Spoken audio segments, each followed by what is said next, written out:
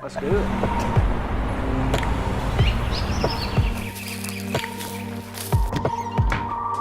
So Barrett, let me ask you this. You're not cycling anymore, are you? Not right now. When did you quit? Well, I quit on the road probably when Leslie and I got married, which was 2016. Was you riding up till then? Mm-hmm. Yes. When did you start riding? I started running in early 2000s, 2001, 2, something like that. Then I got, I bought a bike at Scott's, a road bike and a mountain bike. So I started doing some mountain biking and some road biking, and then got into triathlons and did that for 10 years maybe. Trained a lot with Chris Wilds. I don't know if you know Chris. No. He's works at Cleveland Utilities, but he and I trained a lot and raced together a lot. And then I hurt my knee maybe in 2010. One Saturday morning early, I was driving through downtown, and I saw you and Stanley Thompson riding. Yep. Were y'all both riding with Scott's at the time? We did a lot of riding then. We trained just about every day. We were either running in the morning, swimming in the morning, and biking in the afternoon. And the Saturday mornings we would do a run bike run or a swim bike run to train for triathlon. So, Well, I didn't even ride then, Yeah. but I took it up about 5 years ago or something. It's really addictive. it's very addictive. I've still got my road bike. I don't have my mountain bike anymore, but I've got my road bike. Did you ride with the Thursday night group did. and all that? I did. And yeah. they'll go like 45 miles. I did. I started out when I was training a lot. I got to where I could ride with the A group and stay with them. And because you got to be pretty good cyclist. You really got to be pretty good to ride with the B team. Yeah, because they get out and they hammer pretty good, especially on the little risers. If you're not ready to sprint up those risers or go up a hill pretty hard. Who was riding then? Was it Tracy Terpster? Was he riding? No, I don't think so. A guy named John McLaughlin was He riding. still rides? Yeah. So you could ride with him? Yes. One winter, best shape I ever got in was one winter. There was a guy that trained with us named Matt McAfee, 6'9", big guy, but could ride a bike like you couldn't believe. But anyway, one winter, John trained a lot in the winter because he was racing competitively. Yeah. And what they did in the winter, they'd go out and ride 4, 5, 6 hours and just go at a 16, 17 mile an hour pace just to build up their endurance, build up their base.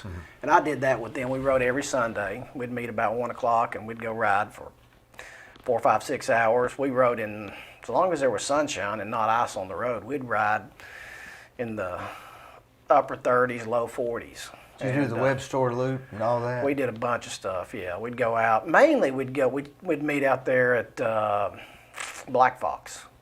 And ride from there. At go the out church? to South Bradley. No, at the school. School, yeah. And ride out South Bradley County a lot. Go into Dalton some and Cohutta. Yep. I rode with him one time when I was just starting, and we got all the way down to Cohutta, and I thought, boy, I can't believe I've stayed with him. and one of the guys said, okay, let's sprint back.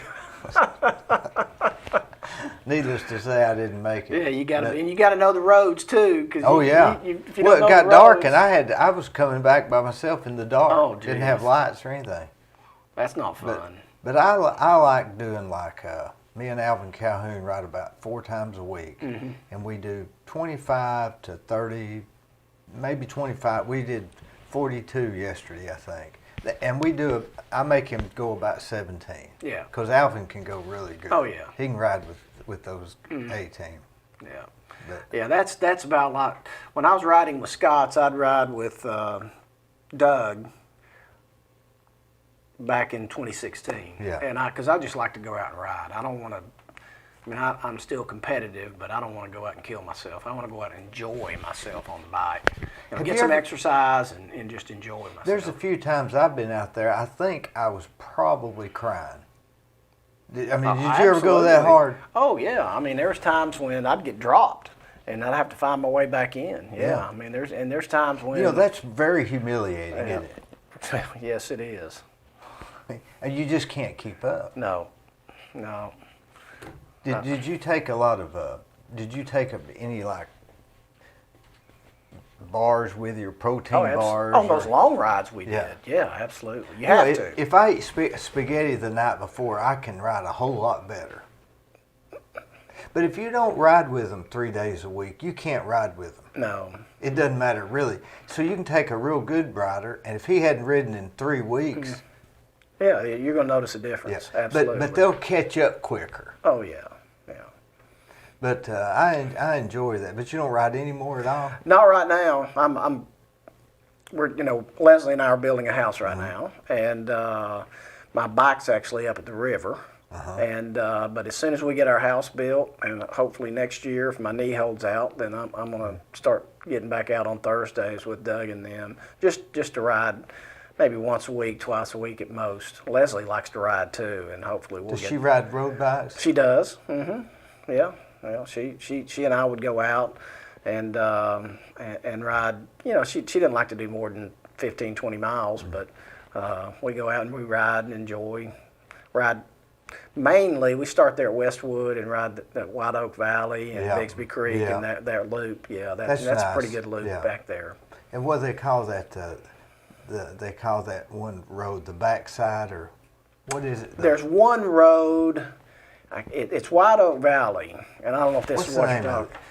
There's one back there, but on White Oak Valley, if you're coming, I guess it would be north on White Oak Valley, and you go by that church, go up a little rising, and you top the hill, and it's all downhill all the way to Bixby Creek, and you can really get some speed up going down through there. That's a lot of fun. What would you say your top speed is?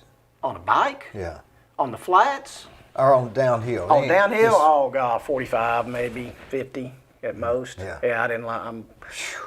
Now, we could, when we were training Matt McAfee, the guy I was telling you about, that particular run there on White Oak, where you start up at the top and you go down toward Bixby Creek, we'd be hitting 30 miles an hour, 35 miles an hour, and there'd be 4 or 5 of us right in the line, just. I can handle that, but when we get around 42, 43, and especially curves, Heck, we're getting old, D. It hurts a lot more, and your bones get a lot more brittle when you fall. Yeah. Have you ever had any wrecks? I've fallen a few times, but nothing major. I broke this wrist and broke this wrist. I've been on some rides where there've been some bad wrecks, and thank goodness I haven't. And a lot of people break their hips. Oh yeah, that's what worries me. Collarbone's the worst one. Yeah, collarbone. Did you see that wreck yesterday on the Tour de France? The one where the lady had the sign out? Isn't that crazy? It was like 60 people crashed. Yeah. Well, don't you know she feels bad? And they're going. What was she thinking? She was right in his way. She wasn't. Yeah. She was going like, and then they had another wreck. Yeah, after that. After that. On the run-in, Because I hadn't watched. I've recorded it. Are you gonna watch it? Do you watch it every night or? I record it and watch it. Yeah. That's what I do. Yeah. DVD. I like to, I fast forward it to the last hour. There you go. Watch them sprint. That's what I do. Now, if it's a mountain stage, I'll watch them climb the mountains. I like to watch them do that. Now, those guys that do go out into the breakaway, and there's like 1 or 2 of them, and they'll stay ahead of the pack for like 40 miles. People don't realize what that means to be able to do that. Oh yeah, I mean, because you've got a pack of riders called the Peloton, and those guys, once they decide to play catch up, they'll kick it into gear, and they'll be running 40, 45 miles an hour on flats. And nobody's working hard because they take turns pulling to try to catch up to the. So they'll catch, but when you have a rider staying ahead of them for 30 and 40 miles. That's superhuman. Yeah, you very rarely see a break, especially if it's a single breakaway or a two-man breakaway. Remember that guy last year or the year before that stayed ahead of him for the whole ride, and he lost it like the last 30 seconds. Because they will catch you if it's any way possible. And isn't it amazing how they time that out? Oh, they've got it figured. Yeah. I guess they've got somebody in their ear saying he's a quarter of a mile ahead of you on the right, and there's wind coming from a tree on the left. Exactly. What do they do when they have to pee? Do they just ride and pee? Some of them do, and and some of them will just stop off the side of the road, take a nature break. But you couldn't catch up then, Oh hardly. yeah. Well, that's usually when they're doing that is when they're just right in the middle of the race, and what they'll do is they'll get behind the team cars, and they'll draft behind those team cars for a little bit, then they'll get out and pass it, and then they'll get behind another one, so they get pulled back up or the pack will slow down sometimes. You ever notice when they'll get water bottles from the cars and they'll hang on to that bottle just another second and gives them a little push? A little momentum, that's right. That's a big deal. Oh, it's huge, yeah. That's crazy. What, 22 stages? 21. 21 stages, and each stage probably averages anywhere from, if it's a mountain stage, 75 miles. If it's a flat stage, it can go up to 120. They have to be taking ibuprofen or something. Something, yeah. I mean, I'm sure ibuprofen's okay, right? I would think so. I mean, you think how many calories they burn a day. Like 6,000, Oh, yeah, 7,000. easy. Yeah. I'll burn 3,000 on a Saturday ride if it's hot. Yeah. I rode yesterday and I'm still dehydrated. I can't seem to get enough water in me. One of the worst rides I went on, me and Chris went out one day, and it was like this. It was blistering hot. It was so hot when you're going downhill or you're riding and trying to get wind. Yeah. The heat was coming off the pavement, and it was like a blow dryer Yeah. blowing in your face the whole time. I mean, it was just, God, it was miserable. You know, I rode in the carrying hands or something, and you know most of those riders, unless you know them, they're really not going to talk to you. They're just an odd bunch. And so this guy, I guess he was from Chattanooga or somewhere, but we started out at 7:30. There was frost on our sleeves. Oh, gosh. And about 9:30, we were going down Lead Mine Valley Road, and the sun came up and hit our shoulders, and he was in front of me. I rode right behind him for 25 miles. And the only thing I said was, I said, Michael Jackson killed himself to get this feeling, and he went, that's the only thing. So he knew what I was talking about, because you could, just that heat, it was a great feeling. Sorry, turn it down. That's not the cord, is it? No, that's my sister. You know, now, Leslie's brother, Kent, he rode, right? Yes, and he still does. I've rode with him a few times. Yeah, now he rides inside mostly now. Yeah. I turned him on to Zwift. Yeah. Have you done that app? No, but I've rode with him a few times. Yeah. Kent's a good rider. He is a good rider. Do you do anything else, or is that? Well, right now, Leslie and I are training at Body by Hannah twice a week. Oh. Yeah. Yeah, she came here. Yeah. Our Liz, a girl named Liz, trains us that works there. She's the assistant women's soccer coach for Miles, Leslie's son, at Cleveland. But yeah, we go twice a week, Monday and Thursday. It's about an hour long. It's a great workout. What time do you go? We get 5 after work. Yep. What does she have you do? Oh, just different stuff. It's never not the just same. work on one thing? No, it's never the same. Yeah, it's all kind of different exercises, and now you repeat some, but over the course of several weeks. But yeah, I mean, it's all different exercises. What's your goal? Just to stay in shape. But that's not as good as riding, is it? No, Lord, no. I miss it. I'd love to get back out. If I had a choice, if I had time, I'd take yoga in the winter. I think that would help stretching and getting the blood flowing and everything. But who's got time to do that? Yeah. And we'll ride when it's 30 degrees. And we got those. Oh yeah. Those shoe covers. Shoe covers, and you know you can't really ride hard, but I think that's probably better than working out inside. At least you're getting out and getting some exercise. Yeah. Fresh air. Do you but now you played baseball, right? I played baseball up until my junior year in college, and I was playing at UTC, and they decided to drop the program. Came down to wrestling or baseball, and they dropped baseball. But and It's probably a blessing because I was more concentrated on baseball than I was school at the time. So What position did you I was an play? outfielder.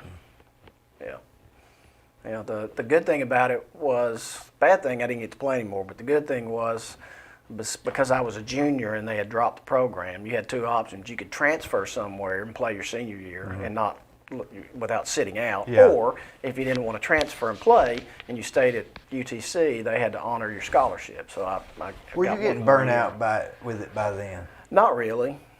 No, I loved it. I mean, I would have played as long as I could if I was good enough. I just wasn't good enough. But I loved baseball. Do you think being good at it is politics in that too? And It's got to be some. it's money. It's a business. Yeah. And then politics is involved, but it's a business. Absolutely. Especially in the pros. It's a business. Those guys are good, though. I mean, they're even the rookie league players and single A players, double A, triple A. They just focus on their one position too. That's right. You know, baseball's getting more exciting for some reason. I don't know. It seems like when you watch it on TV, they're like, you know, the pitchers pitch different now. Yeah. They got the long pants instead of the knickers. Yeah. Some of them still wear the knickers. I don't know why they quit doing that. It's just the time, I guess. And they got that one guy that pitches real slow. Have you seen him? He pitches like 48 miles an hour, and it goes like this. And Oh, they the can't- knuckleballer. Yeah. Yeah. He can't. They can't hardly hit it. Yeah. So when you went to UTC, what you studied law there? No, I started out as, let me remember. So I went to Lee my freshman year. I signed a baseball partial scholarship at Lee. Played there for 1 year as a freshman. Then I transferred to UTC, and I think I just did general studies, maybe, Did or you not history. like- No, it's history. Did you not like Lee or what? No, I liked Lee. I got married and decided to go to UTC. I had some friends that were going down there, and didn't play that next year baseball. Then I walked on at Chattanooga my sophomore and junior year, and then I earned a scholarship my junior year. But I think I started out in history, and then I switched to education. And then, because I was going to teach, and then I decided I wasn't going to do that, and then I went into business finance, and that's what my degree's in. Got a degree in business finance with a minor in economics. Isn't it crazy that we force kids to decide what they want to do for a living by the time they're 22 Yeah. or 21? Yeah. Who knows Nobody what they're does. going to do? Nobody does.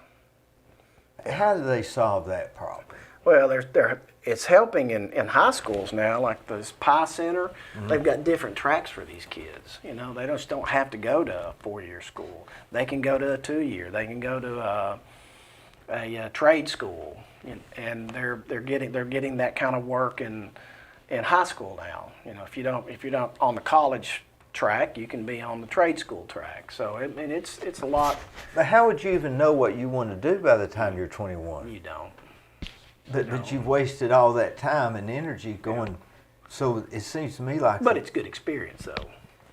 But you go in to get a job and you say, well, I want to be this. Well, what'd you graduate? Well, I graduated with that, but I still want to do this. Yeah, yeah. Well, I'm prime example. I started out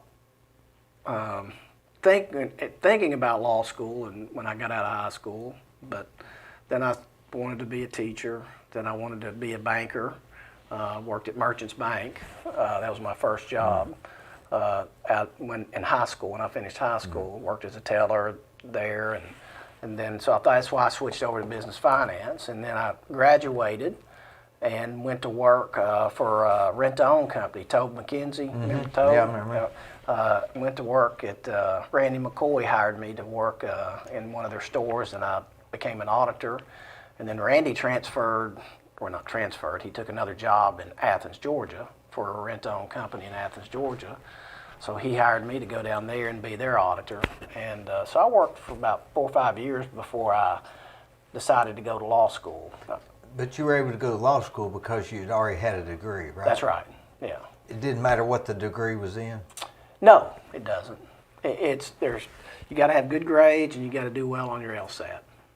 And I got lucky because I didn't have great grades, and then I did okay on the LSAT, but I'd applied to a bunch of different schools. And Dad came home one day. We were living back in Cleveland, and Dad came home one day and said, "Hey, why don't you apply to Cumberland Law School down at Sanford University?" What were you doing the day? What was your job the day he asked you that? I was working at Merchants Bank, well, it was American National then, I think. What possessed him to ask you that? Because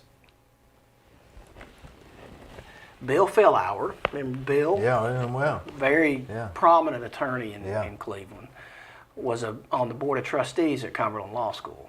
Okay, and the only school that had really accepted me was San Diego State, and I was prepared to go out to San Diego State. So Dad comes home, says apply to Cumberland. I apply, thinking I'm not going to get in that school. It's a private school. You know, about a month later, I get a letter back, open it up, I've been accepted. I thought, man, that's great. That's where I went to law school. But I think my dad and Bill Fillauer had a big influence in getting me down there. But how did you decide, I don't want to be a banker no more, I'm going to go back to school? When I was working at the rent-to-own company in Athens, Georgia, they sold that company. They sold their stores. And the owner of that company said that I should go to the University of Georgia and get my accounting degree, because that's primarily... How old were you at that time? 23, 24? No, gosh, no. I was 28. Yeah, I was 28. You were an old man. I was an old man.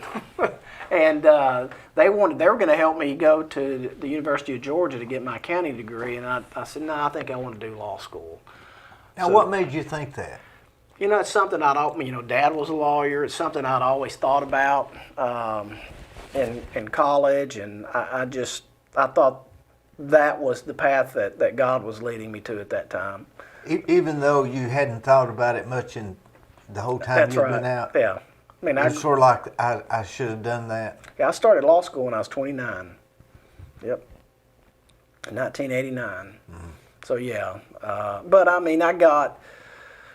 It's, the good Lord puts you on a path if you choose to accept that path and listen to Him. But I got so much experience working in the rent-to-own industry, working with people, both employees and the people they serviced. It was invaluable. And I think it's helped me throughout my legal career, because I just didn't go to college, go to law school, and then become a lawyer. I got some real-world practical experience by being out and working in corporate America. And at 29 years old, when you decide you're going to go back to law school, you mean it? Oh, absolutely. At 24, you're not sure. That's right. You're not sure. I knew at 29 that's what I wanted to do. I went both summers in law school and graduated a semester early. So I got to take the bar exam in February instead of in July. So it jumps, I got a little bit of a head start. So I graduated in the top third of my class. So, I really... And this was where? Cumberland School of Law in Birmingham. Oh. You know where Sanford University is in Birmingham? I don't know. Anyway, I just know where, I don't know. I know where Birmingham is. Bear Bryant country. That's the football guy, right? Yeah. So when you decided to be a lawyer, I bet that really thrilled Harlan, didn't it? I'm sure it did. Because what I did was I sat down with him at the kitchen table one day, he and Mom, and told him that I wanted to go to law school and that I wanted to work with him, and he said, I could tell, he was excited, and he said, well, let me, how my dad was, let me talk to partners and see if we got a job available. Yeah. And sure enough, they did. So that you're talking about John Edgar Brown, John right? Edgar Brown, Mike the third, Calloway, yeah. I went in to see John Edgar Brown once. I was panicking when I was 25 or something. I had a problem. I went into Diamond Lills, and I said, John, you got to help me with this. He said, Dee, I'm eating lunch. And I said, but John, you don't understand. It's an emergency. He said, Dee, I'm eating lunch. I said, John, it won't take you but a second. He said, Dee, I've had open heart surgery, and I take lunch from 12 to 1. That's John Edgar. That was John Edgar Brown. You know what, though? That man had the biggest heart in Cleveland. You know, he always wore dingoes. Mm-hmm. Dingo boots. Yeah. And and they were always, his pants were always just a little bit too short. Yeah. And he carried his pipe in his back pocket. Remember that? Yeah. Yeah, John was a good man. He was a good He man. really was. Didn't he lived over there close to y'all, didn't he? Or was that when? No, I'm not sure where he lived.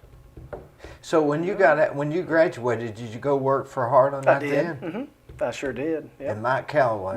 At that time, there was Dad, John Kimball, Larry Puckett, John Brown, Mike Calloway, all downstairs, and upstairs were Bob and Marcia McMurray, and then I had an office upstairs when I first started. Bob and Marcia, were they the same firm? Yeah, when I first started, absolutely. Where does the Bell and Associates come in?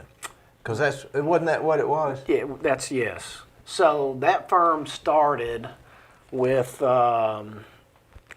it was Corn and Bell for a long time, Colonel Corn. Colonel Corn. Yeah, it was Corn and Bell for a long time, and then so it was Colonel Corn and J. Hallman Bell. Mr. Bell was the Bell part of it, and then I guess Colonel Corn either retired, so then it became the Bell, Whitson, Painter, McMurray, Calloway. I mean, it had a bunch of people at one time.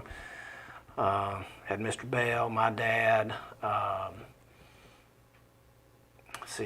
Bob McMurray, Jim Webb worked there. Eddie Hedrick worked there before he passed away. So there was a lot of big name lawyers. Would that be the oldest law firm in? It was at that time. I think Mayfield may have been a toss-up between the Corn and Bell and the Mayfield. I don't know which one started first, to be honest with But they were both old. you. Yes. Now, was your dad? He wasn't from here, right? No, Dad was from a little town in Upper East Tennessee called Chuckey, Tennessee. If you go to Greenville and you turn right there at Tusculum College, and you go down that road for probably 10 miles maybe, you get into a little bitty town called Chuckey. And Chuckey, Tennessee. Chuckey, Tennessee. That's where he grew up, in the foothills of the Tennessee mountains. Do you know anybody up there still? Oh yeah, I've got a lot of my relatives still up there. A lot of my cousins and that I grew up with. I'd go up there every summer, spend 2 weeks with my grandparents, and spend time with my cousins up there and my aunts and uncles. And a lot. Tobacco was their primary product up there. They grew a lot of tobacco. And Chuckey, Tennessee. How many people live there? Not many. Was it like Etowah? It's smaller than Etowah. Yeah. Riceville? Kind of, sort of, yeah. Maybe between Riceville and Yeah. Calhoun? Probably, yeah. I mean, it's a small town. I mean, there's no courthouse or anything like that. It's just a small. But it's country incorporated. town. I'm not even sure if it's I incorporated. always get that or not. incorporated and non-incorporated confused. Yeah. But it's a small town. When Dad grew up, he grew up. He was born in 1930. Grew up pretty poor. Hey, we got a picture of him. Can we show a picture? Yeah, absolutely. He There used to is. come in here. Yeah. There's Dad. He used to sell me light bulbs. Yeah, from the Lions Club. Absolutely. 2 boxes. Yep. That's him in here in that front room. Yeah. Good man. Great dad. Yeah. He always waved like this. Yeah. So, go ahead with what you're So saying. anyway, he grew up, had brother and a sister, and another sister who died right before he got married to Mom. They both found out they had diabetes at the same time, and Dad was living in, I think, Chattanooga, so he got a little bit better medical treatment, and she didn't. But Dad had walked to school. They had a one-room school, K through 12. I mean, he'd walk in snow up to his waist to get to school. First one in his family that ever went to college. First one that ever graduated from college. But he graduated from high school. I guess he caught the bus or somehow got to Johnson City. Was walking down the street looking for a job. Came across a recruiting station for the Army or for the military. Went into it, signed up for the Air Force, didn't even tell his parents. Transported him, I think, to Texas. Huh. And I think his sergeant or somebody there told him that he needed to notify his parents, so I think he wrote him a letter because they didn't have a phone.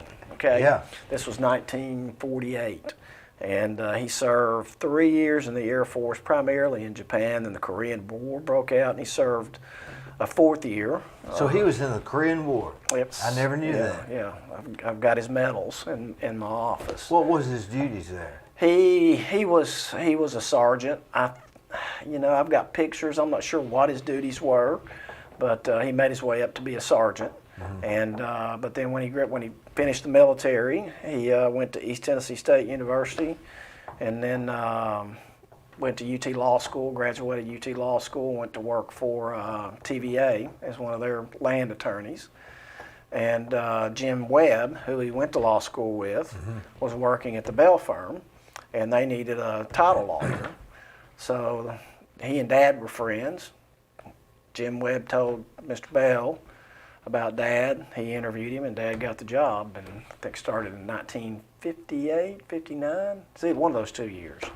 And right after that, he and Mom got married in 1959. Then I was born in 1960. Shortly after that, he became the city attorney. And mm-hmm. Where did he get the name Smokey? He's got a bunch of different. He had black smoke because he has Native American in him. He's got I think his great grandmother was a full-blooded Cherokee, mm-hmm. but black smoke, Smokey. I think it came from the Ben Moore. Yeah, maybe Ben Moore. Yeah, I don't know. Ben's one that always calls him Smokey. Yeah. Who knows with Ben? Yeah, they were great friends. They were really good friends, weren't they? They were. I talked to Ben not too long ago, and he said a lot of good things about my dad and that he really missed him. And mm-hmm. But yeah, I mean, they were great friends. Wonder why they mixed so well, because they're totally different people. I don't know. You'd have a hard time getting Harlan to say anything other than hello. Mm-hmm. That's correct. Some of my fondest memories, Dee, after I started practicing, I worked with Dad from when I graduated, 92 to like 2000.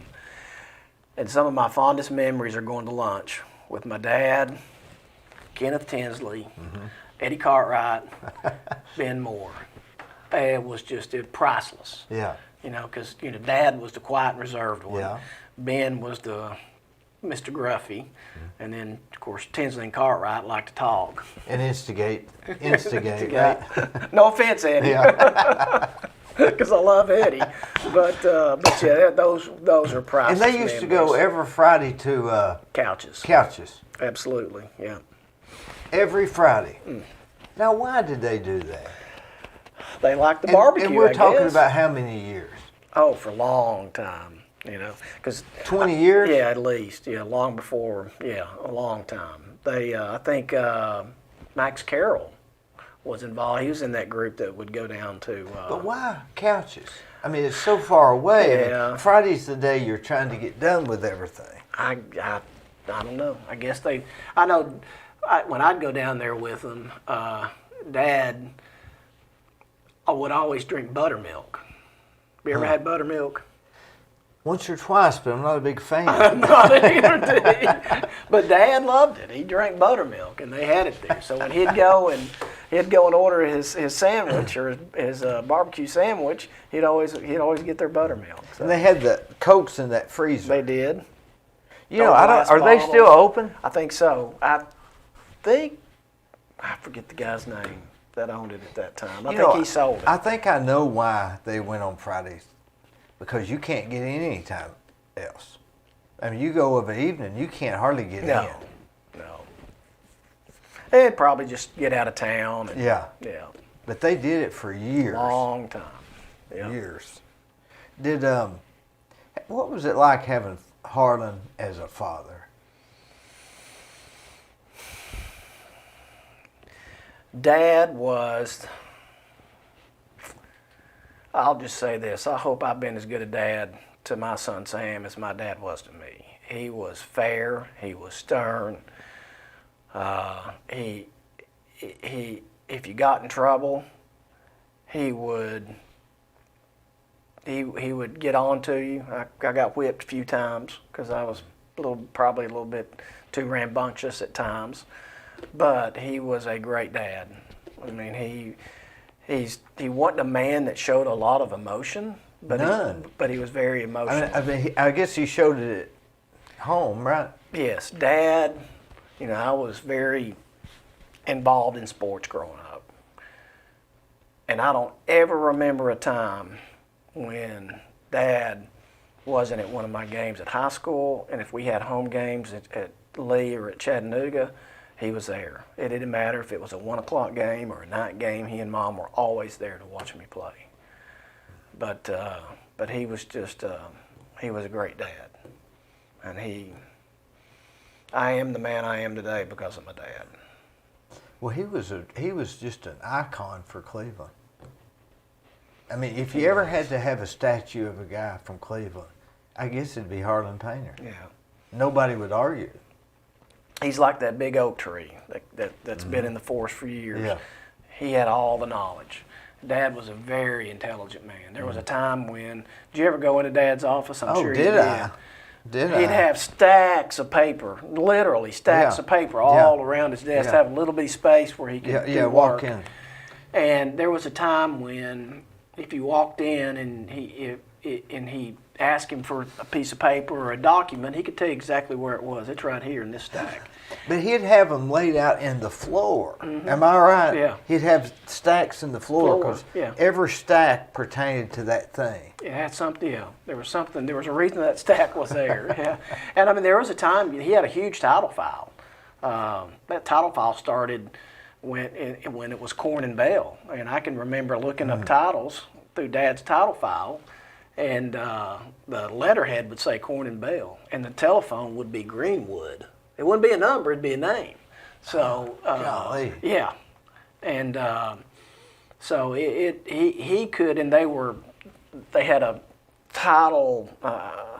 They had index cards, and they kept up. They were numbered. They had a numbering system to keep up with their files, and if Dad, before he started, getting older, if he had done a title search for you, Carrie Logan would come in or somebody would ask him about, did you do that title search for Dee Burris? Yeah, look in title file X. And he could tell you exactly which title, and there were thousands of them. So, I mean, he was a very intelligent man.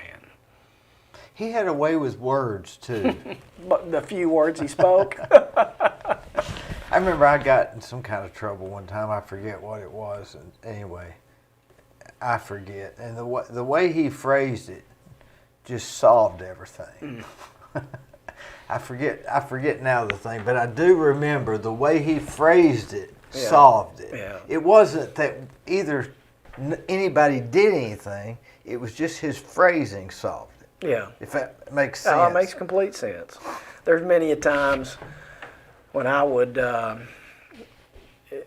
something would happen and I'd get upset for whatever reason, and I'd go to my dad for advice, and he'd just say, well, son, you just need to, step back and think about this. I mean, he had a way of calming you down, you know what I'm saying? Yeah.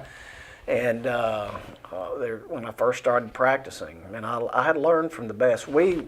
Myself, Robert Thompson, John Kimball, my generation that practiced law, we were so fortunate in when we started practicing because Jeff Miller, Scott and Franklin, we had giants in the legal field. We had Conrad Fennell, we had my dad, we had Mike Calloway,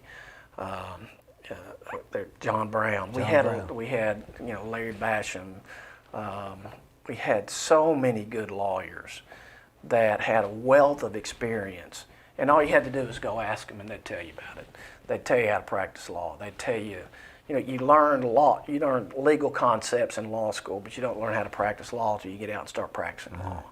And those guys gave us invaluable They didn't mind doing it and either, they didn't mind did it at all. No, they enjoyed doing it.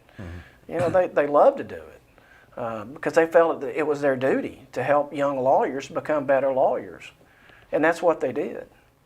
And I mean, we were just so fortunate to have men like that. And they enjoyed themselves too, but they were just giants of the legal industry when I first started. I hadn't heard that name, Larry Basham, in 10 years. Yeah. What ever happened to him? The last, I guess he's still around. Last time I saw him was at the Y, but it's been several years ago. You think he's still in Cleveland? I don't know. I don't know either. I hadn't heard. I know he retired. Yeah. He and Joe Good. Joe Good. Joe I Good's remember another Joe. name. Yeah.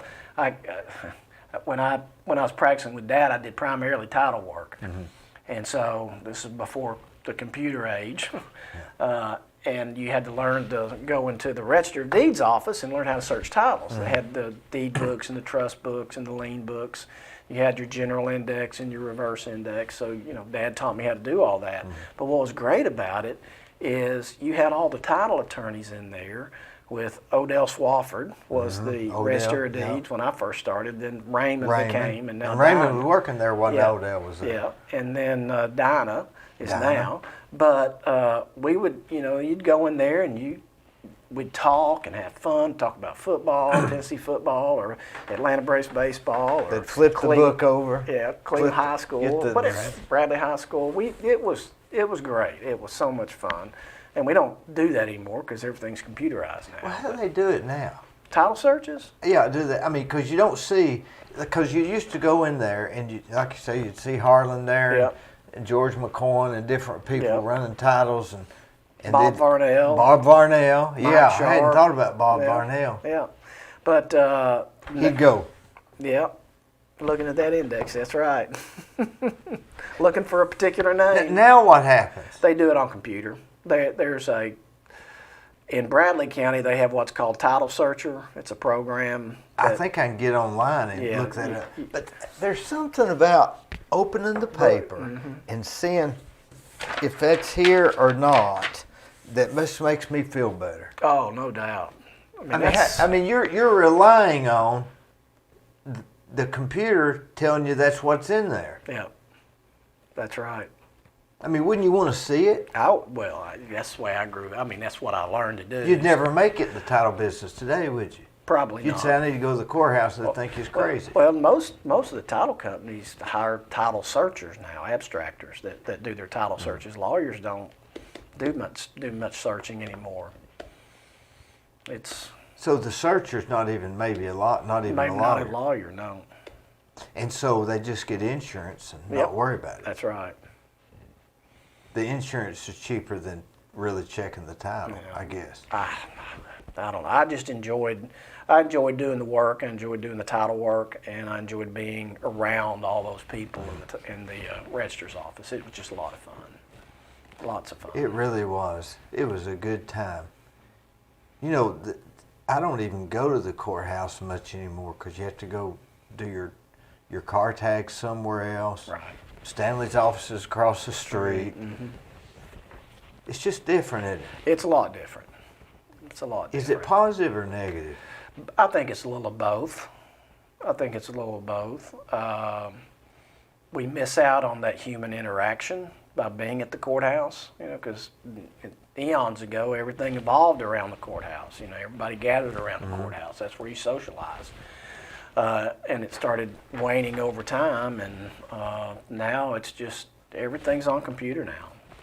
And you don't get that human interaction. It's probably a little bit quicker to do it on computer. Probably is, yeah. Than going and pulling, because you have to pull those books out and you got to flip to the page and look and see if it's a deed of trust, if it's been released, or how much, who the mortgage company is and who the trustee is and how much it is. And then somebody walks up and wants to talk about the Braves baseball. That's right. So that's right. But it's the human part of it's not there anymore. It's not in a lot of stuff, and I don't know if that's good or bad. Well, I don't either, Dee. Time will tell, right? Time will tell. That's right. We can't tell. No. I can make an argument either way. That's right. Time will have to tell. But you know, there was a time when probably two people were sitting around talking about how they miss riding their horse and buggy into town. That's right. And that's not been a problem. No, our problem is we have too many horse and buggies. Could you imagine going somewhere and going home and having to take the saddle off the horse and put the buggy up and feed the horse and whatever it is they do, yeah. wipe them down or something?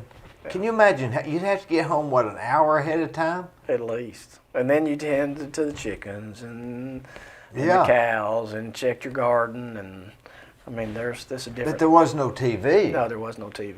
You watch TV at night? Very rarely. What do you do? Well, Leslie and I we'll sit. We don't do a lot right now because we're living with Muggs, her mother. So we'll go home and visit with Muggs for a little while, and then she'll go upstairs and go to bed, and then eventually we'll go up and go to bed. So, but you know, there's not much to watch on TV anymore. Well, there's really not either, unless you do those mysteries. I like the mystery stuff, you know, the unsolved mysteries and stuff like that. Now, there's some shows that Leslie and I will watch on Netflix, but you know, I can't find anything on Netflix I like. I subscribe to it or whatever, and I just soon get rid of it. I don't think I've watched anything on it. I haven't watched anything of it. We watch reruns of old shows. Well, that's what I do. I go to McKay's bookstore and I watch the whole series of something. Yeah. I just finished McHale's Navy, Oh, gosh. and now I'm on Leave It to Beaver. Leave It to Beaver. That's going back in time. Yeah. And then after that, I've got Mary Tyler Moore lined up. Oh, okay. Yeah, I don't even remember really watching it. But you can get into it. You can watch two That's right. shows. You know when it's going to come on. You can put it in the thing. You don't have to. It's just so much easier. My favorite is watching Andy Griffith reruns. I've watched all of them. In fact, this is crazy, but we watched the whole series, and then I got the Return of Mayberry. Mm-hmm. Well, I didn't want to watch the Return to Mayberry right afterwards because that would mess my brain up. So I'm watching several other series, and then I'll go back to it. Yeah. Because they came out with and this is interesting. Leave It to Beaver, they came out with a short series called Still the Beaver. When the Beaver and Wally, and I've just saw the picture, and June, they're all married and got kids. Mm-hmm. But you cannot find the DVDs. Huh. So I don't know what I'm going to do because I got to complete the series. What about the Three Stooges? That was the funniest one. Yeah, and that was a hoot. Do you remember what time like Gilligan's Island came on when you was growing up? No, I remember on Friday nights, me and my two sisters, Mom cooked a meal for us every night, Monday through Thursday. Dad had a big garden, and he and I worked out in the garden. And but on Fridays, we'd always go out to eat. We'd go to Random. Oh, we'd go to Shoney's. We have, back then you didn't have many restaurants. Shoney's, there was a pizza place, Pasquale's Pizza. I think that's the Boy, name yeah, that was good, wasn't it? Yeah, it was real good. But we'd go out to eat on Rob Friday night. Lynn's. Rob Lynn's, yes. Yeah. And then we would go home, and we had one of those cabinet TVs. The channel changer was, hey son, go change the channel. Yeah.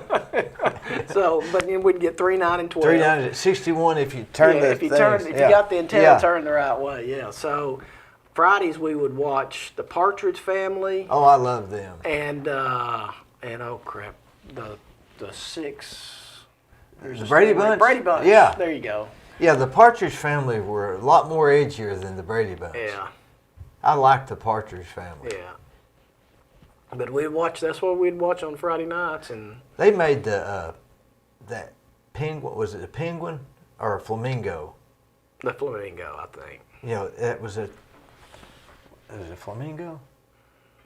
Peacock. It had a peacock. That's what it was. What they made that famous. Yeah. Did you see now? The mother was actually the main singer's real mother, right? And Danny Partridge became that Bonafucci guy. Yeah. Danny Bonafucci. Yeah. Sure. What was her name? Shirley. Shirley Shirley Jones. Yeah. And then Yeah. David Cassidy. Yeah. Were they? That wasn't his mother, huh? Susan Day. That wasn't his mother, though. I think it was. Mother-in-law. Yeah, something like that. Yeah. But they had that was a good show. But Friday nights, how long did that go until you got a car? Pretty much. Yeah. Till I got a car. Did you ever go to the skating rink? The skating rink? Yeah. And when I was See, growing up? your era was Fulbright Ballpark, right? Oh yeah, absolutely. We spent all our, every minute was at the ballpark. Did you ever drink a suicide? Absolutely. What was a suicide? That was. It was a Coke, Sprite, and something else all mixed together, right? Remember that if you ever, because the parents would always say, "I'm buying the Cokes," Yeah. And you always had to be the one to say, "Give me a suicide," like you really liked the taste of a Yeah, suicide. yeah. But I don't know. Why was that? Because we were kids. It was But you remember different. saying, "Give me a suicide"? Yeah. Absolutely, yeah. That didn't make any sense, did it? Did you go to the parades? Remember they had the parades and they had the double headers and the Well, baseball was huge. huge. And so, Fulbright was huge. Fulbright was huge. So, Doyle Palmer. Doyle remember Palmer, Doyle? he was my. Bill Talley.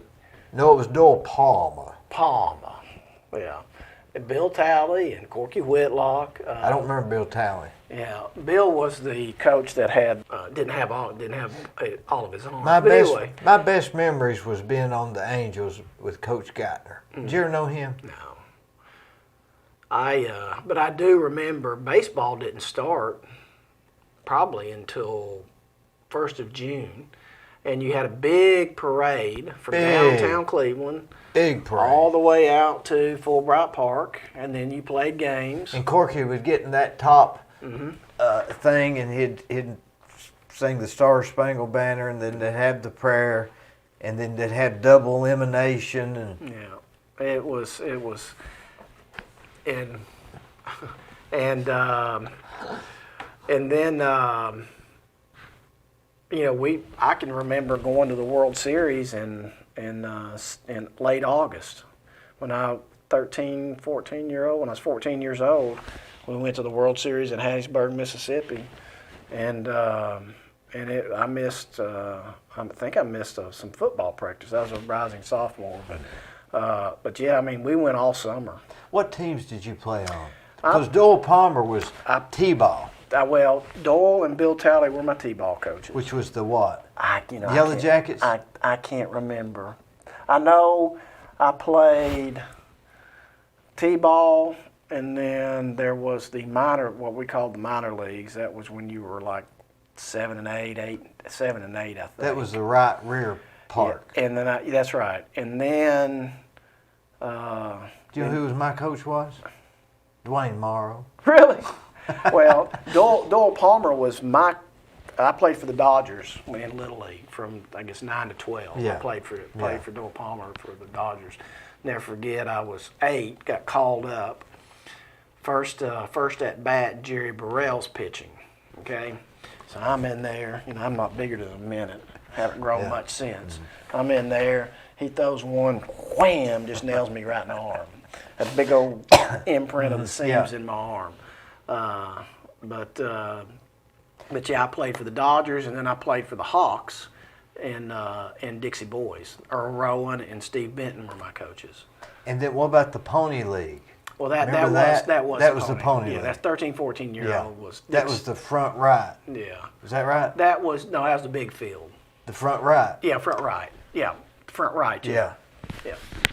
Did you ever walk all the way around? You know, they had where you could drive all the way around there in a car. Mm-hmm. And then you go try to catch fly ball or Yeah. foul balls to get a Yeah. To get a drink. Yeah. Yeah, everybody be racing for those foul Did they balls. give you a ticket? I can't. I can't remember if I think they gave you a ticket if you get a foul ball. Yeah.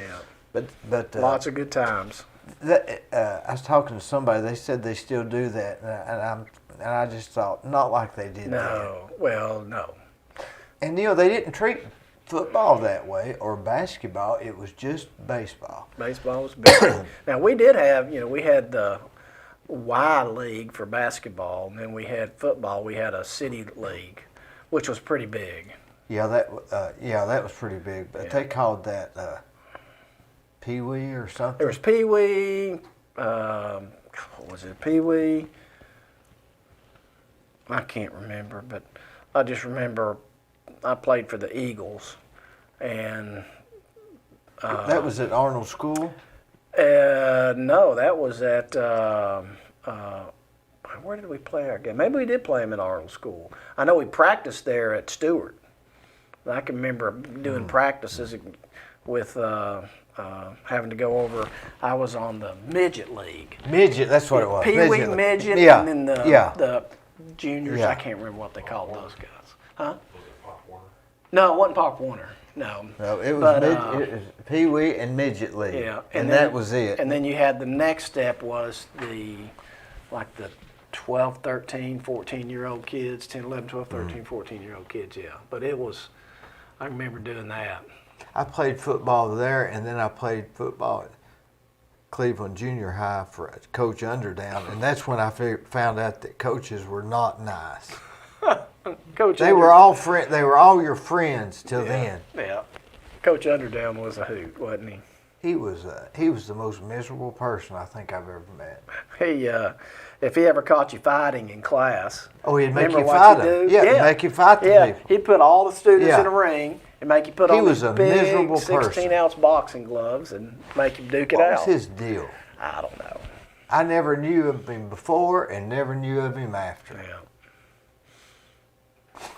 He was something else. Do you think that playing baseball at Fulbright helped? Did you go there when you didn't have games? Oh yeah, that's And where that's where people you hung went. out. That's where you hung out. Yeah.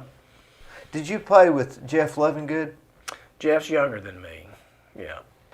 Jeff, I think, is maybe around Leslie's age, so he may be No, 5. he's older than Leslie. Is he? Yeah. That's right. He was in the 80s. See, I graduated high school in He 1978. was probably between. Me and Yeah. Leslie graduated the same year John Lovingood did. And Okay. so Jeff would have been. He was 81. No, I believe 82. Jeff was younger than you.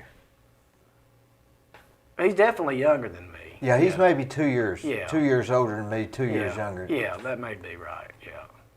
Something like that. Because he was, I don't remember him. I only played football 1 year.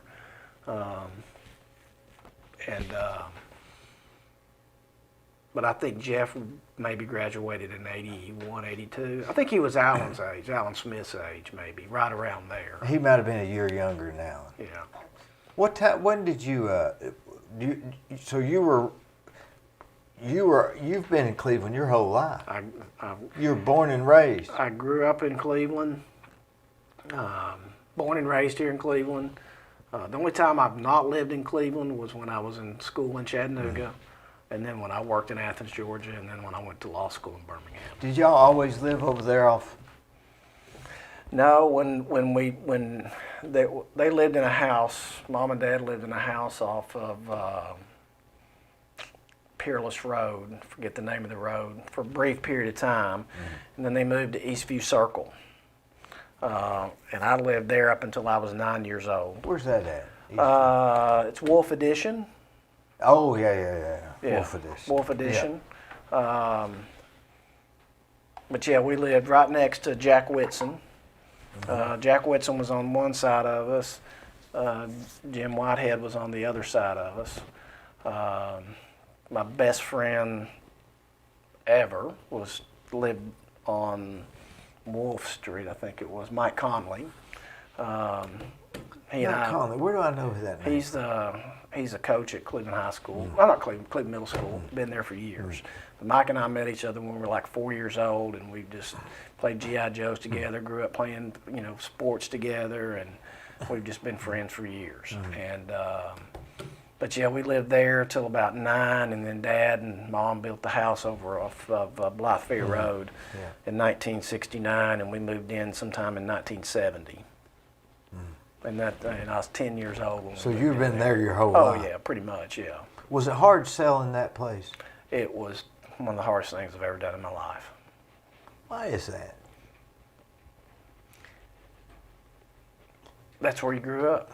Well, see, I've got That's the where all same your problem. memories are. See, I've got the same problem where I'm wanting to move, and home's where the heart is. Yeah. That is such a true statement. And that's such a beautiful piece of property. And convenient. Oh, it's convenient, yeah. Leslie and I are building we're building on Bowman Circle. You can look out our back door and see Mom and Dad's property. But yeah, it was one of the hardest things I've ever done in my life, selling that property. Why didn't you just keep it? Dee, I thought about that, but at the time, I'd been through a divorce, and I was living there, and I was taken care of, and that's a lot of property to take care of. Yeah, it is. That's one good reason. Oh yeah, I was on the mower, 3 or 4 times a week, 2 or 3 times a week minimum, and then I'd be weed eating and doing stuff around. The house was 5,500 square feet. It was a big house and 6 acres with a pond, and I'd be weed eating around the pond and run across a bunch of yellow jackets, and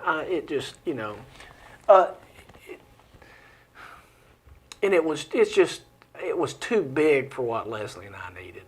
We're building a 2,000 square foot home. Plus, one electric level. bill on 5,000 square feet is what? Oh gosh, well this was 2016, and I kept the basement and the upstairs to where it wasn't, because they were on separate. Oh, maybe the basement wasn't, but I know the upstairs was on a separate unit, so we kept it warm upstairs. But downstairs, it'd run during the summer $400 a month, maybe. See, that's starting to get significant, isn't it? Oh yeah. Well, you think about just the upkeep on the house, paying the utility bills, paying the insurance, paying the taxes. And it's an old house. And it's an older house. Now, it was well built. It was one of the, there's a well built house. But, it had a basement, and with basements, they're going to leak. They're going to leak. And so, and it did. That's something Dad struggled with the whole time he was there. It leaked, and it really needed some upgrading. It was a 1970s house. It had their upstairs was 4 bedrooms and 2 baths. 2 of the bedrooms were my sisters, and they had a Jack and Jill bathroom. Well, it was a Jill and Jill because there were 2 of them. But they had pink tile in it. Then there was another bathroom next door where my room was, and it had that old green tile and olive green. What? Yeah. Well, yeah. I guess it was. Yeah. But it needed a lot of upgrading. It is a beautiful home. It had the 4 bedrooms upstairs all had big walk-in closets lined with cedar. And who built his house? That house? That would Eddie Mittal. Yeah. That was his era. Yep. And I remember he always kept one of those pencils in his ear. Yeah. And I can't remember what kind of cap he had on, but he built it, and it was a very well built house.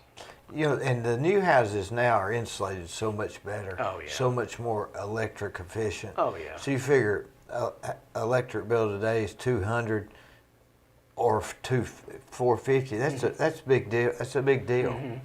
Yeah. The new houses are almost eliminating the old houses just by efficiency. Yeah. Yeah, it was just, but there's lots of good memories there. Lots of good memories. Now, what about your, do they call you Barrett or Judge?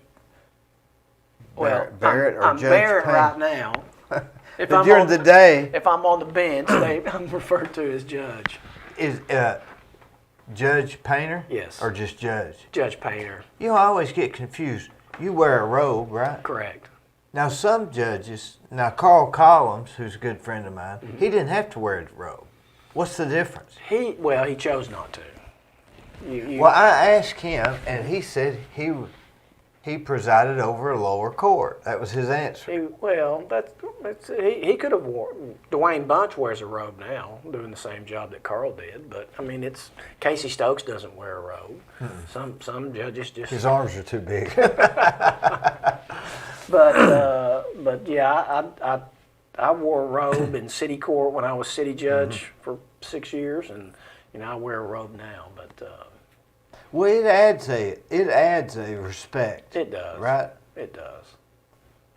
When we was talking about good lawyers, we failed to mention Carl Collins. Isn't he a great guy? Oh, Carl's a great guy.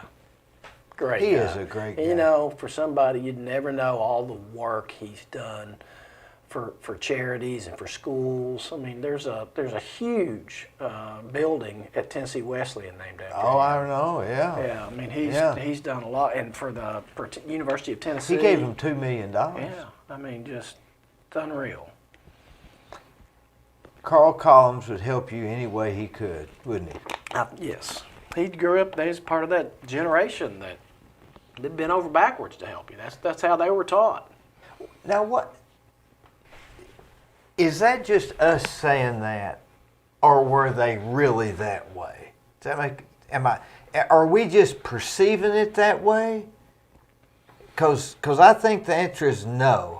I think they would. I think they would. But I don't want to.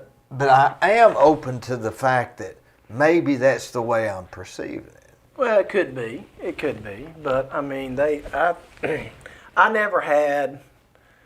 When I was a young lawyer, I never had. If I went and asked for advice, I never was turned down. I always got good advice. Not just a general broad stroke. Mm-hmm. You know, I've noticed. Here's the thing I noticed about older people. I'm talking about that generation, Right. not older. The one we're talking about. Our parents. Yeah, they would give you actual advice on how to handle it. Now, if you ask, they give you a general rule about how to handle things like that. That's right. We don't need that. We want to know, what do I do in this situation? That's correct. Yeah. Does that make sense? That makes complete sense. Yeah. And they would say, turn right and take 4 steps to the left. And now they say, well, I just wouldn't do it that way. You know, just nothing. Yeah. What, you might as well not even ask Yeah. them.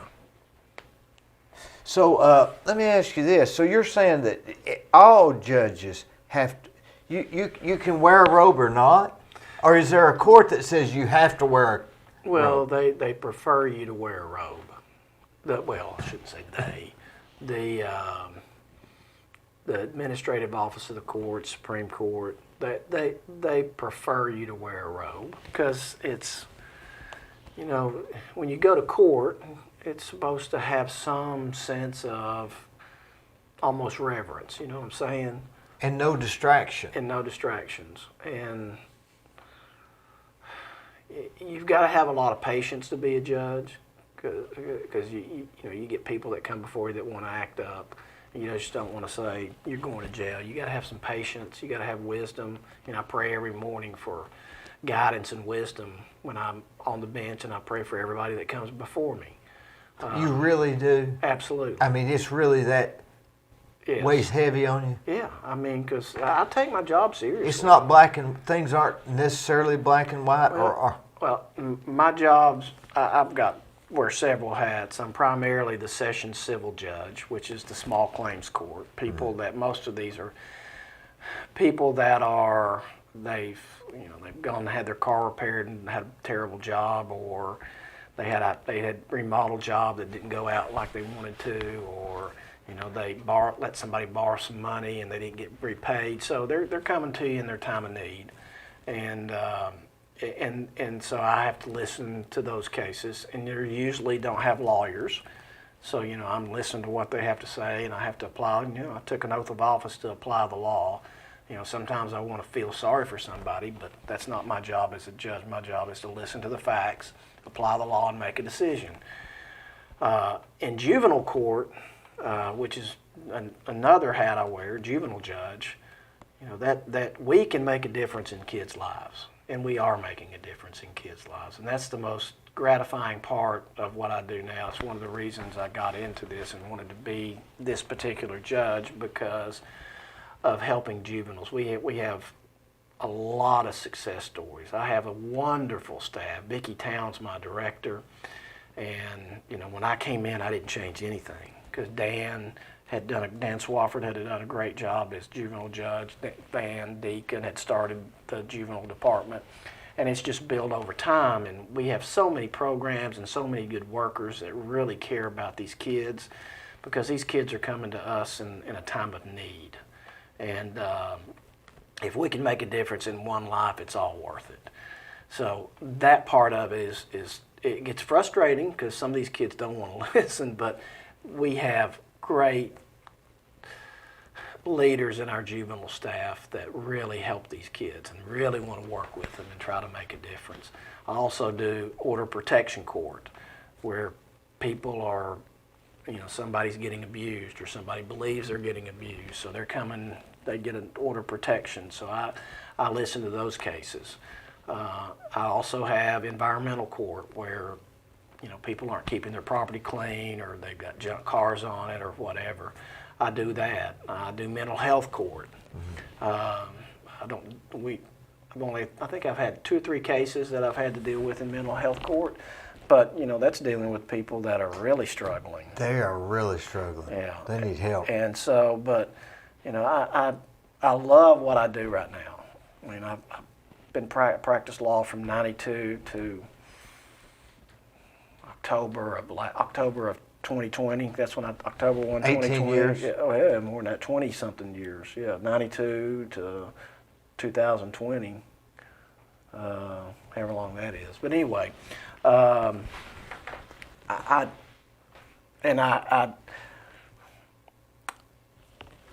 decided I wanted to be a judge. I ran 8 years ago almost against Sheridan Randolph, because I felt like that's where I was being called. But I talked to Dan Swafford, and really I wanted his position. And Dan said he was going to retire at the end of his term, and I was planning on running in May next year for that position. And then, Dan called me in March of last year and said, "Hey, I'm going to retire early." And I went through that appointment process with the county commission, and thank you, county commission, for showing confidence in me to finish Dan's term. And we've made some good changes in all the courts, and I just I feel led to this position. I feel like it's a calling, and I love every day getting up and doing my job. It's my life couldn't be better right now. I got a wonderful wife. Leslie's just fantastic. Her family's fantastic. My sisters are my family here now, and my son, and it's just, life is great right now. Couldn't be better. Knock on wood. Knock on wood. Because it could change, It can change tomorrow. That's right. But I tell you what. So it's Fulbright all over again. Yeah, the good Lord has really blessed me. It's Fulbright, and you've been picked for the All-Stars. That's right. That's a good way to look at it, Dee. It's That's a great way to Fulbright, look at and it. you've been picked for Yeah. the All-Stars. Yeah. All you got to do is make sure you. It's that one year we won the World Series. I was on I guess I was 16. Give me a suicide. Yeah. Right? Yeah. But I've been blessed. I've had a lot of, Dad was a big influence, a huge influence in my life. Mom was too. I mean, I never heard my mom and Dad argue. Never. They weren't Italian, were they? No, they weren't Italian. We use it as a sport. Yeah. But I also had Jerry Everly was my youth minister at Broad Street. You know, I was saved when I was in high school out in Tulsa, Oklahoma. I was out there on a baseball camp with Greg Davis. He was probably the best athlete that ever played at Cleveland. And I was saved out there, and so he was a big influence in my life. Dwayne Shriver was a big influence in my life. I like Dwayne.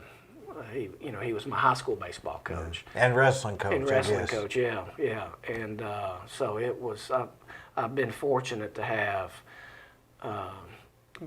huge role models that really made a difference in my life. And it's just been, there's been some down times, but my life's been great. What are we supposed to do with the kids now that don't have the Fulbright experience? And I'm sure are there other experiences? I don't know what they'd be because they're just sitting here playing these games. Right. That's right. They go to the skating rink, but that's not a good experience for them. A lot of these kids just want somebody to show them attention, tell them that they love them, tell them that they care about them. Right now we're going through, we've got some kids that are going through the Leaf Academy, which is it's kind of like a boot camp for kids that have been acting up or haven't been doing well in school, and they need some guidance. So until they're 18, they're eligible for this? That's Because right. until you're 18, I don't know if you can be blamed for anything. Well, you got to take responsibility, and that's what we try to teach them. But it's, I went out the first week of boot camp and just told all of them, man, it's not going to be easy. It's going to be hard. But if you go through it, nobody promised you anything. You have to work hard to get somewhere, but if you work hard, it'll be worthwhile. What is the LEAF program? It's kind of like a behavior, I call it a behavior improvement, behavior modification program. We've got our staff and some law enforcement officers that run the camp. It's at Cleveland Middle School. They do physical training in the mornings, and then they do school work in the afternoons. It's a 6-week program, 5 days a week. It's all day long. It's a great program for these kids. And some of them don't make it through, and some of them. If they make it through, what does that mean? That means they've completed the LEAP program. They get a certificate of completion. We have a graduation for them.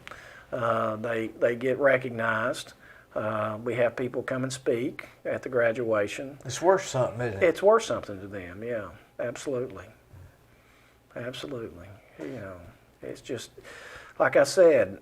We got to make a difference in these kids' lives. I mean, look they're our leaders of tomorrow, and we've got to show them that not only are they going to be leaders of tomorrow, but that somebody cares for them, somebody that we're there to try to help them, not try to hurt them. Well, and when we say tomorrow, we mean 8 years. Yeah. 10 years. Yeah. I mean, not even. It's not like they're our futures in 50 years. They're our future in 10 years. Yeah. Exactly. But do we feel an obligation? Like that time I said, talking about John Edgar Brown said I ate lunch from 12 to 1. Yeah. Now at 1 o'clock, I sat down there and finished eating with him, and at 1 o'clock we went over to the office and he solved my problem. Right.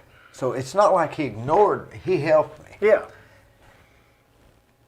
Do we have an obligation to help that other person when we become John Edgar Brown? I mean, morally, ethically, or to help as you're doing? I think everybody has an obligation to help somebody.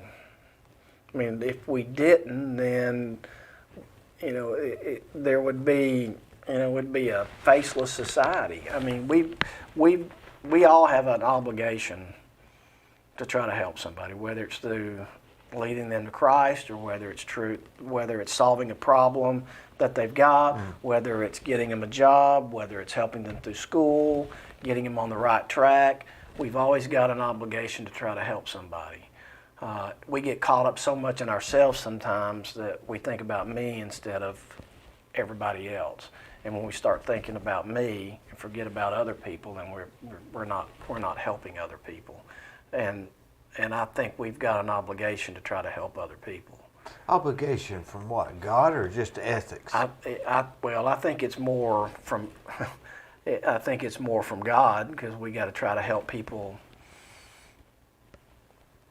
We got to be good disciples, okay? And we got to try to help people know that there is a better way through Christ and through accepting Him as your Lord and Savior, because it does change your life. It changed mine. And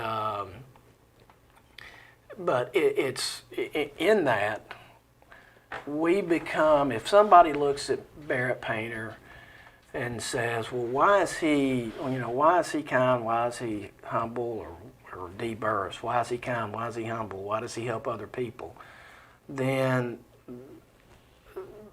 they'll know, they're going to start asking questions. And if you answer the question, you say, well, the reason I am the man I am today is because, number one, Jesus is my Lord and Savior, and number two, I had mom and dad that taught me what's right and what's wrong, and they were there for me. We have a lot of kids that are getting raised by people other than their parents, and I think that's not a good thing.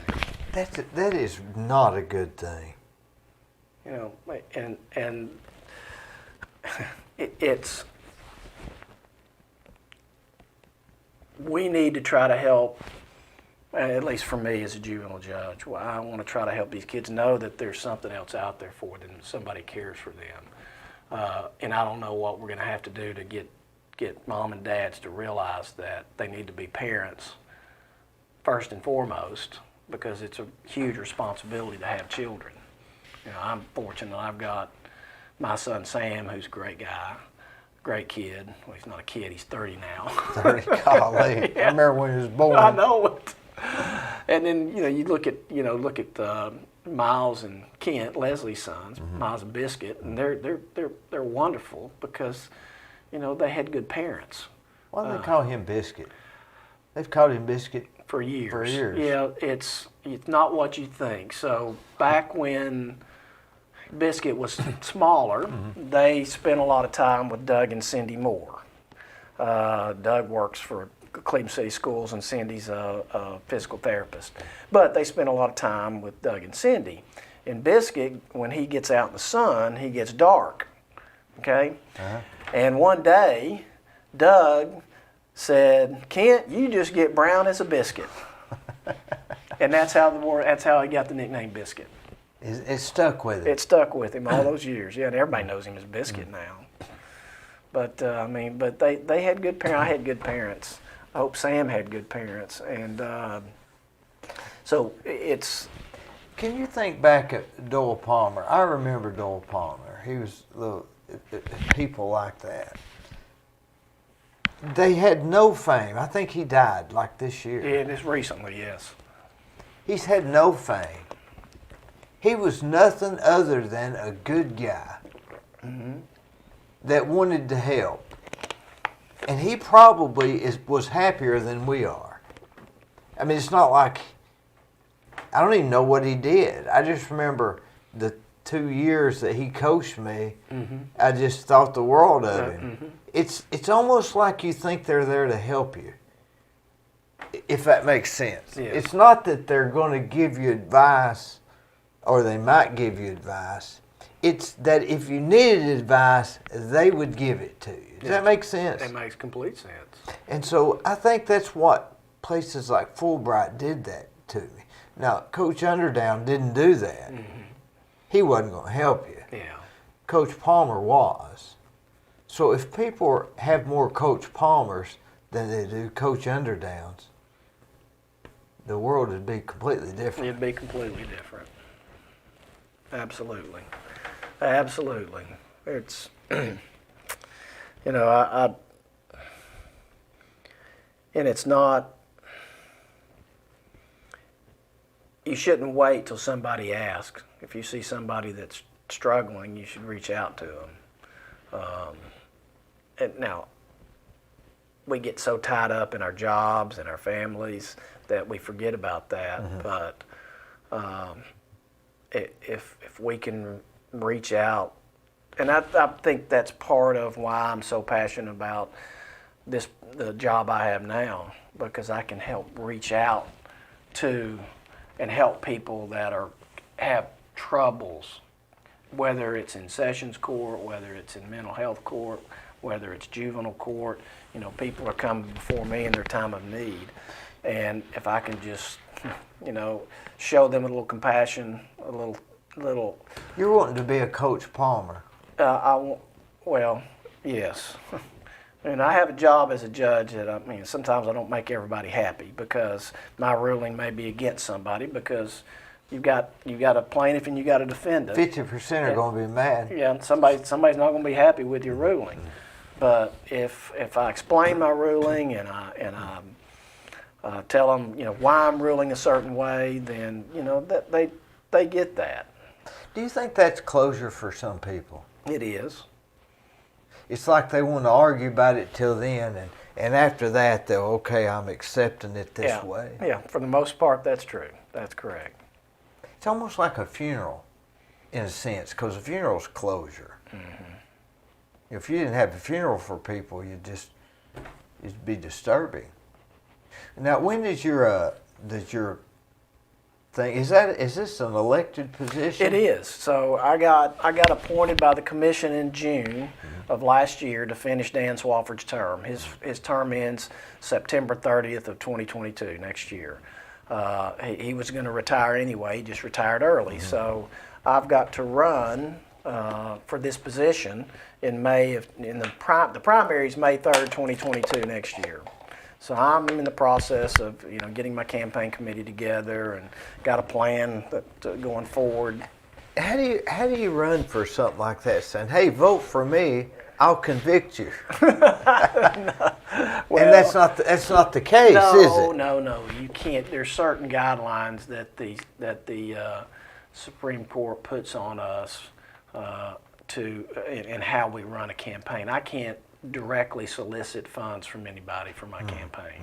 If they want to contribute, then I say go see my treasurer, Alan Smith, and he'll take it. But I can go out and shake people's hands, and I can tell people why I'm passionate about this job and why I want to continue to be the Sessions Juvenile Judge for Bradley County. It's just like any election. It's it's not a bipartisan race. It's I'm running as a Republican, been a Republican my whole life. Dad was a very conservative man. He taught me good conservative values, and so it's just like any political race, except I'm running as a judge, and there's certain things I can and cannot do. I can't comment on cases. I can't comment on how I would rule on cases. All I can do is say, I'll listen to your case. I'll listen to I'll take whatever facts you bring before me, whether it's somebody testifying, whether it's party testifying, whether it's documentary evidence, and then I'll take the law for that particular issue or that particular case, and I'll apply the law and make a decision. That's all I can say. I'm not going to tell you I'm going to rule this way or this way. I couldn't do that. That wouldn't be fair. So there's certain things I can and can't do as a judicial candidate, but I will work hard. I will be there every day, and I will be passionate about what I do. When you're ever in there making decisions, do you ever watch Kane? Kane, remember the kung fu guy that he would go around, and before he got in a fight, he would see what was the name of that? Oh, it's Kung Fu. Kung Fu, yeah. Kung Fu, Wasn't his name Kane? I think so. The guy that had to burn his on the cattle, yeah. But remember, before he fought somebody, he would always see his old teacher, his mentor, yeah. So when you're making decisions out here and you're thinking, do you see Harlan? Do you see Coach Palmer and these various other people that meant something to you that didn't to me, that just helped because they wanted to? In a way, yes. I mean, do you feel that reasoning? We are who we are because of the people that came before us. Exactly. Okay? And it shows in how we act. you know, how when I'm sitting as judge, how I treat people. You know, I try not to treat people like, you know, I'm the judge and you're the, you know, you're the parties and I'm better than you. No, I'm just, you know, I'm just because I'm your judge doesn't mean I'm any better than you. I've just happened to be in this position through the good graces of the commission and hopefully get elected. But, you know, I will listen to you. You know, and I'm going to treat you like you deserve to be treated because I want to be treated the same way. If I was on the other side and I had to be before a judge, then I would want to be treated with respect too. You know, just because I'm a judge doesn't mean I get to treat people with no respect. You never make it doing that in any job you have. And you didn't want to do that's not your nature anyway. No. I mean, when I was a practicing lawyer, I always tried to treat my clients with respect. You know, when I would go into court, you know, I'm a competitive person by nature, growing up in sports, very competitive. And, you know, and I'll shake your hand. If you're the opposing attorney, I'll shake the other party's hand. But once we start, you know, I'm going to do the best job I can as your lawyer to get the best result for you. So I, you know, I would work hard, but I'm still going to show respect, show compassion, kindness, humility.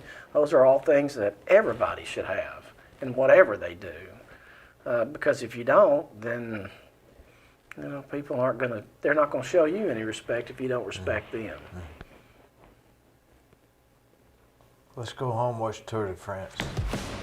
Thank you.